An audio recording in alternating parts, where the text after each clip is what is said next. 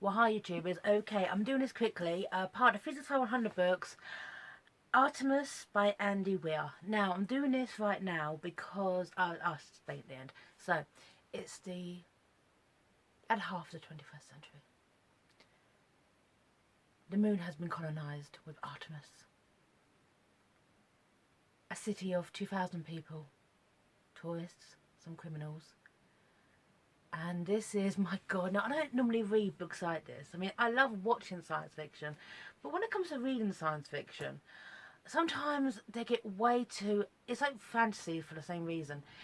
Realms and realms of exposition and world building, and oh, it can be a little bit annoying. Okay, um this book is so different. This book, you are just thrown into this. This book is well paced, well written, written from the first person narrative, which is not easy. It is intense, and the way Annie describes Artemis, it's brilliant. It's basically saying no matter where you are in the world, or if you're on the goddamn moon, our natural satellite, humanity will always be the same. There will always be a divide between the rich and the poor, and Jazz Bashara is in the poor realm. Now, she's a young woman, early 20s, who totally screwed up her life. She is estranged from her father, estranged from her family, estranged from her community. She's Muslim, which is very, very rare in fiction actually have Muslim characters. But she's estranged from her faith, her identity, and it's quite funny how she is put down for a second. She spent the entire years. One thing this does really well, it describes what happened due to kind of like email pen pals with her friend Kelvin on Earth. Explains what happened, and you learn going through the book what happened. This is a masterstroke of world building here. Okay, to get to find how Jazz got from there to there. And I think Jazz is a character that's already at rock bottom, so how low can you get? She's a smuggler. Her main ambition in life is to have a room with a shower. You know, her knees aren't great. She actually loves Artemis, though, her planet. She's the kind of person that's like anyone, okay? I'm a Londoner, I can slag off London, but if everyone else does it, hell to pay. It's that kind of mentality. She's very, very proud of Artemis. Even though she's at the bottom of the pile, she has no real desire to go back to Earth. And the thing is, due to the bureaucratic system, anyone who screws up badly can get sent back to Earth. But I suppose she doesn't know anymore. And also, due to the fact of gravity differences, it'd be quite difficult too. But hey. So, she is already at rock bottom. And due to that, she's kind of enticed into like, this smuggling world, which essentially puts her entire world, if you do, at risk. Now, how Andy describes the moon as well, there's a kind of a lot of authors, when they go into these kind of books about space, they get over. They talk too much about it.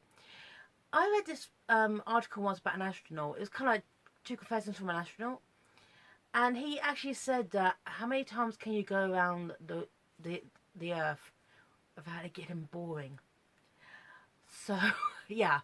So it describes it in a way that it doesn't dwell on it too much, but it's kind of nice to go into the bureaucratic system, the backstories, and it's quite interesting how Jazz is a character who's pushed everyone away, but when they need it, they are there for her, and it's just nice seeing how a community of 2,000 people is. You are literally, in some way, I guess, a very twisted comedy to family because everyone knows everyone else's business. One thing I loved was Jazz's dynamic with her father. So many authors would have gone for the stereotypical, you know, father figure, but Jazz doesn't. Her dad is really, really cool. All he really cares about is his daughter. He's learned from his mistakes, and being a single father isn't easy. And I like the fact that he loves his daughter the best way that he can. And there's some very, very nice, honest, touching moments between Jazz and her father. So one thing I also love about Jazz is that she's a determinator. She just gets on with it.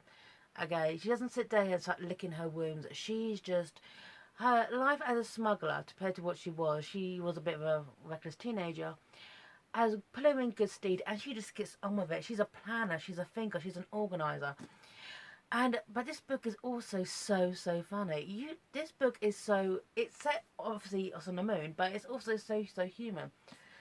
Popular culture is mentioned many times. A little jive at Star Trek because Star Trek's over 100 years old.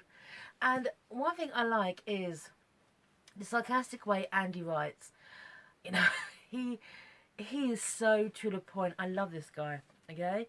And I like the fact, again, that he just mocks everyone else's expectations, okay?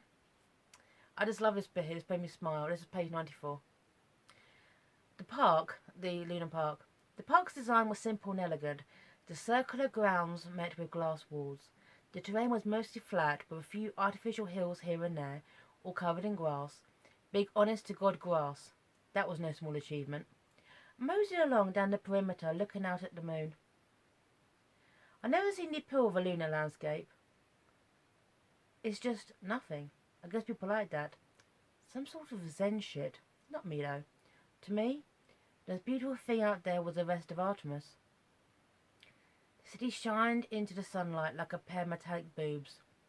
What? I'm not a poet. They look like boobs.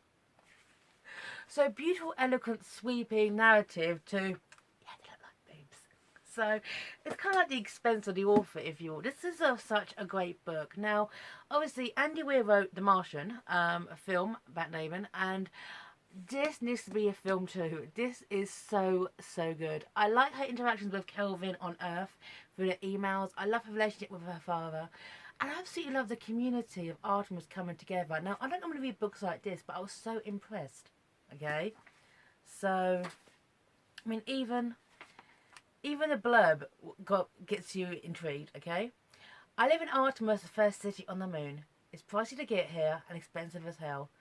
But the city can't be just rich tourists and eccentric billionaires. It needs working class people too. I'm one of the little people. Jazz Bashara is a criminal. She lives in a poor area of Artemis, subsidises her work as a porter with smuggling contraband onto the moon. But it's not enough. When she's offered the chance to make a lot of money, she jumps at it. But though planning a crime in 1/6 gravity may be more fun, it's a lot more dangerous. Yeah.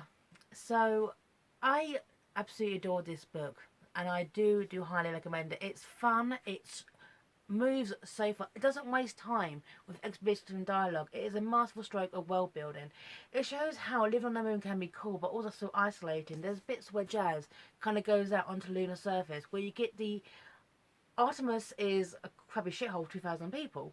It is a home and it's safe, okay? But when she goes onto the lunar landscape, the way that's described is you get the mentality of Neil Armstrong and Buzz Aldrin setting foot on the moon for the first time. It's beautiful. So, yeah, I really, really enjoyed this. But now the reason I'm doing this thing now is I was looking at Forbidden Planet. Forbidden Planet is a store in London.